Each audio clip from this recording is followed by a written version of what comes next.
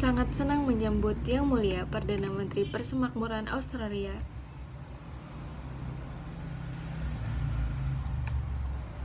Dia berubah sejak Perserikatan Bangsa-Bangsa didirikan bertahun-tahun yang lalu. Australia ada di sana pada awalnya dan kami di sini hari ini. Karena kami terus percaya bahwa perbedaan dapat diselesaikan melalui dialog dan saling menguntungkan. Hormat, karena kami percaya bahwa tantangan berbasis aturan internasional sangat penting untuk stabilitas global, keamanan, dan kemakmuran. Karena itu kami tahu bahwa Anda tidak dapat memiliki kemakmuran tanpa perdamaian. Di dunia saat ini kompleks dan diperebutkan banyak secara fatal, melihat dunia yang terpopulasi saat di mana negara-negara sangat terdorong untuk membuat pilihan binar. Australia akan terus menolak jalan ini. Australia akan terus berusaha untuk secara jujur mempertahankan analisis besar dan kemitraan komprehensif. Kita akan perbaikan yang baik dari teman-teman kita yang hebat dan kuat, tetangga keluarga pulau kita, yang lebih kecil dan mendekati ulang tahunnya yang ke-75, dan tahun depan PBB harus mereformasi dan berevolusi untuk respon terhadap abad ke-21. Dan untuk memenuhi mandat intinya, PBB harus selalu memperhatikan prinsip-prinsip yang selalu menjadi dasar bagi upaya PBB. Dan keberhasilan penyelesaian sengketa secara damai sesuai dengan hukum internasional, menghormati kedaulatan dan kecerdasan semua negara. Pasar terbuka yang memfasilitasi arus bebas perdagangan dan modal, dan gagasan kebebasan keyakinan dan kebebasan berekspresi, menghormati hak asasi manusia, dan memerangi kerugian diskriminasi dan penganiayaan berdasarkan disabilitas dan gender, agama, seksualitas, usia, ras, atau etnis. Ini adalah nilai-nilai demokrasi liberal yang mendukung PBB. Untuk pada awal berdirinya ini adalah nilai-nilai Australia yang kami yakini harus tetap menjadi prinsip dan nilai-nilai panduan bagi PBB. Ke masa depan, jalur alternatif Lewis Cardoon, umum transnasionalisme dan rivalitisme adalah jalan untuk PBB, dan penjaga utama dari urutan berbasis aturan itu juga penjaga mekanisme dialog dan ajudansi untuk menopang mereka, memiliki tugas yang menantang di depan untuk bagian Australia. Kami akan terus mempraktekkan apa yang kami khotbahkan. Bulan lalu Australia perjanjian maritim menetap batas laut baru dengan Timor Leste. Ini menyangkut yang pertama, konsiliasi, dan pernah dimulai di awal konferensi PBB tentang hukum laut, menunjukkan bahwa PBB dan norma-norma adalah pusat dan pendekatan berbasis aturan. Di Pasifik, kami juga meningkatkan Australia adalah mitra pembangunan tunggal terbesar untuk negara-negara kepulauan di Pasifik. Ini adalah respon sinergi untuk Australia yang konsisten dan kepentingan nasional kami yang jelas dan komitmen kami terhadap keluarga Pasifik kami. Walaupun kami meletakkan akhir tujuan kami sederhana, bahwa Pasifik Barat adalah daya aman secara strategis, stabil secara ekonomi, berdaulat secara politik, dan secara lingkungan. Bekerja PBB di kemitraan Australia juga telah membantu Pasifik yang lebih berkelanjutan dan tangguh untuk mendukung aksi perubahan iklim lokal dan ketahanan, untuk memperjuangkan kesetaraan gender melalui pemberdayaan perempuan dan anak, untuk mendukung peringkat kelanjutan dalam hasil kesehatan, dan meningkatkan perdamaian regional termasuk melalui proyek dukungan reform. Hari ini saya untuk mengambil kesempatan meskipun berbicara tentang tanggapan Australia terhadap tantangan lingkungan global besar. Pertama-tama, bagaimana Australia bertindak terhadap Texture Ocean. Australia adalah benua pulau. Australia memiliki maritim terbesar ketiga di benua. Australia tinggal hanya dalam jarak 50 km dari pantai penduduk.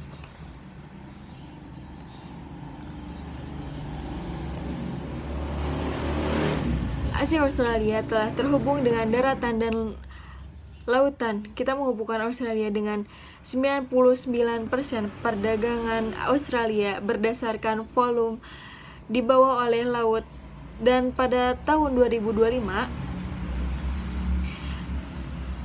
industri kelautan setres akan menyumbang sekitar 100 miliar setiap tahun untuk perekonomian kita, sehingga kemakmuran dan keamanan kita bergantung pada undang-undang yang ditetapkan yang mengatur kebangsaan navigasi. Vietnam dulu atau lebih dekat ke Roma melindungi lautan juga merupakan salah satu tantangan lingkungan paling mendesak di dunia. Melindungi lautan kita, Australia berkomitmen untuk memimpin tindakan mendesak untuk memerangi polusi plastik. Australia mencekik lautan kita untuk mengadaptasi eksploitasi perikanan yang berlebihan untuk mencegah perusakan habitat laut, tentu saja mengambil tindakan terhadap perubahan iklim. Para ilmuwan memperkirakan bahwa 30 tahun berat plastik di lautan kita mungkin melebihi berat ikan di lautan. Itu baru-baru ini mengumumkan bahwa Australia akan melarang ekspor limbah plastik.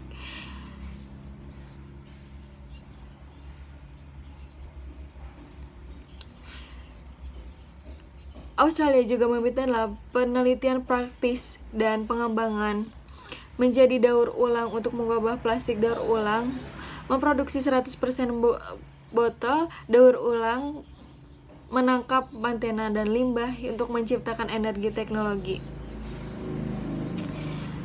Teknologi desain Australia yang inovatif yang berubah plastik yang sudah habis masa pakai menjadi lilin, diesel, dan plastik baru.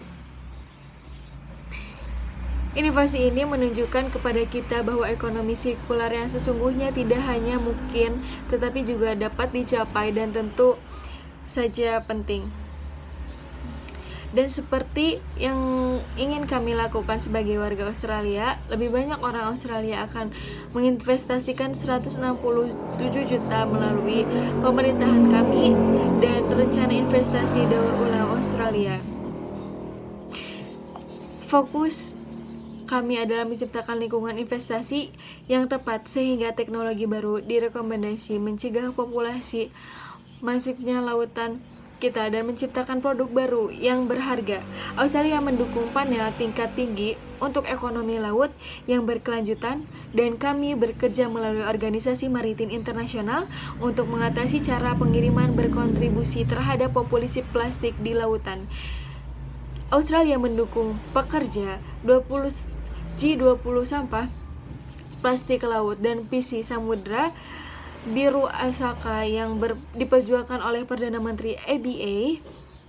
Kami menyambut kontribusi dan kepemimpinan dari bisnis dan sektor swasta untuk mengatasi tantangan ini, termasuk mekanisme Australia untuk yang berliku-liku di sekitar laut yang dipimpin industri untuk berinvestasi dan dalam teknologi daur ulang yang mengurangi limbah plastik dan sungai, pantai, dan laut dalam skala global sangat penting untuk jalan ke depan. Kita juga harus bertindak meskipun menjaga keterlibatan perikanan kita ini berarti menindak penangkapan ikan ilegal. Australia bertindak tidak hanya dalam estrus kita, tapi membantu keluarga Pulau Pasifik kami mengurangi penangkapan ikan ilegal, menghabiskan stok ikan Kepulauan Pasifik yang mengandalkan itu pekerjaan mereka untuk pendapatan dan ketahanan pangan mereka. Kami juga telah bekerja sama dengan Indonesia di Asia Tenggara. Kami berterima kasih kepada Indonesia atas kepemimpinan regional mereka, dan kami bekerja dengan organisasi regional untuk meningkatkan tata kelola perikanan, serta kami menyediakan kapal trol ke 13 negara yang didukung oleh pengawasan udara melalui program keamanan maritim Pasifik kami dengan negara-negara Kepulauan Pasifik untuk membuat mereka mengawasi penangkapan ikan ilegal. Di kata-kata mereka sendiri, Kami memimpin upaya untuk melestarikan habitat alami dan keberagaman hayati, termasuk melalui kemitraan dengan negara-negara lain, melindungi burung migran dan habitatnya, dan kami telah bekerja keras untuk mencegah pemburuan paus. Di Samudra Selatan Australia membantu kemitraan internasional untuk karbon biru di 2015 dan tujuan untuk melindungi dan melayani bakau rawa, pasang surut, dan rumput laut untuk mitigasi dan adaptasi perubahan iklim. UNESCO telah menemukan bahwa pengelolaan terumbu karang di Australia sangat canggih dan dianggap oleh banyak orang sebagai standar emas untuk kawasan lindungan laut skala besar. Rencana keberlangsungan jangka panjang 2 miliar terumbu karang Australia tahun 2050 didasarkan pada ilmu pengetahuan terbaik yang tersedia, mengacu pada analisis dan pengalaman serta 40 tahun yang didukung oleh pengelola otoritas tanaman laut Great Barrier Reef. Dukungan berkelanjutan Australia untuk terumbu karang dan ilmu kualitas air akan memastikan bahwa tetap menjadi salah satu warisan dunia yang dikelola dengan baik situs di dunia.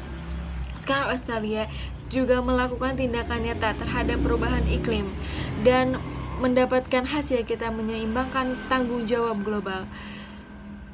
Kita juga kebijakan yang masuk akal dan praktis untuk mengamankan lingkungan dan masa depan ekonomi kita, meskipun internasional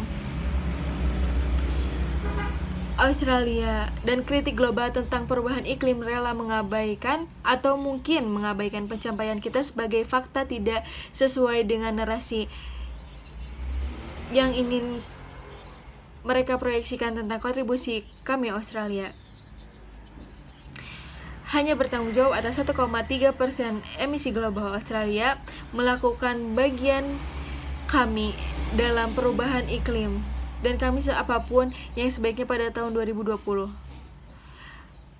Australia akan mencapai lebih dari komitmen mengurangi emisi gas rumah kaca kami sebesar 360 juta ton, lebih dari yang dibutuhkan untuk memenuhi target Kyoto 2020. Kami sekarang akan ada beberapa anggota baik di forum atau OECD yang dapat membuka klaim ini. Perkiraan terbaru kami menunjukkan bahwa emisi per orang dan intensiti emisi ekonomi kita berada pada level terendah 29 tahun dalam 2012. Perkiraan Australia akan melepas sekitar 630 juta ton emisi pada tahun 2020. Pada tahun 2018, perkiraan ini telah turun menjadi 540 juta ton. Sektor Australia menghasilkan lebih sedikit emisi pada tahun tersebut hingga 2019.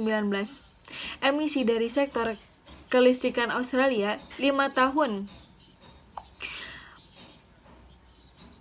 hingga Juni 2009. Dan sementara kami adalah negara yang kaya sumber daya, penting untuk dicatat bahwa Australia hanya menyumbang sekitar 5,5% dari produksi batu bata di dunia, sehingga setelah memenuhi dan kami akan melampaui target Kyoto.